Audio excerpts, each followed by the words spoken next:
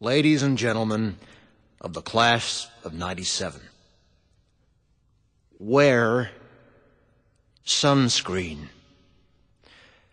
If I could offer you only one tip for the future, sunscreen would be it.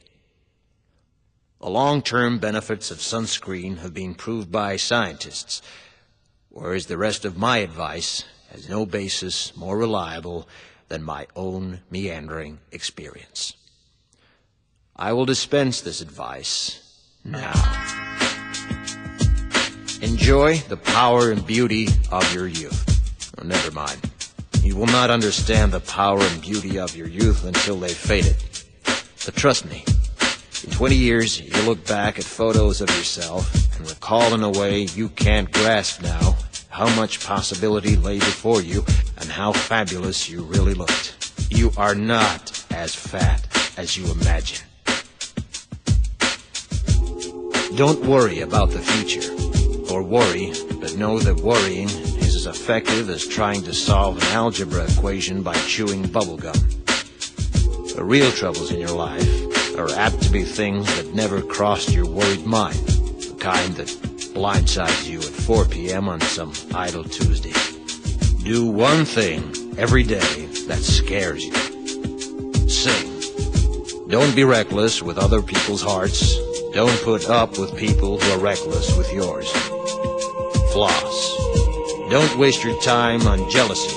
Sometimes you're ahead, sometimes you're behind. The race is long, and in the end, it's only with yourself.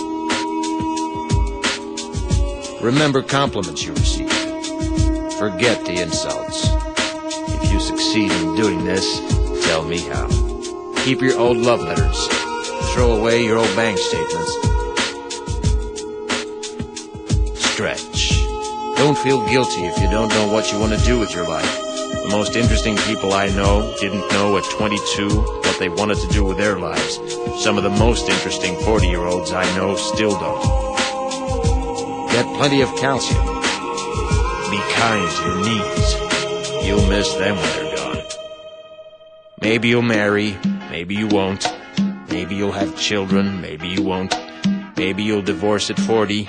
Maybe you'll dance the funky chicken on your 75th wedding anniversary. Whatever you do, don't congratulate yourself too much, or berate yourself either. Your choices are half chance. So are everybody else's. Enjoy your body. Use it every way you can. Don't be afraid of it or what other people think of it. It's the greatest instrument you'll ever own. Dance. Even if you have nowhere to do it but in your own living room. Read the directions, even if you don't follow them. Do not read beauty magazines. They will only make you feel ugly. Brother and sister, together we'll make it through. Someday our spirit will take you and guide you there. I know you've been hurting, but I've been waiting to be there for you. And I'll be there just helping you out whenever I can.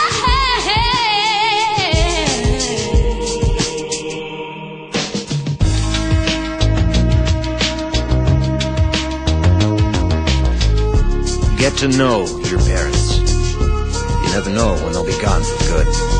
Be nice to your siblings.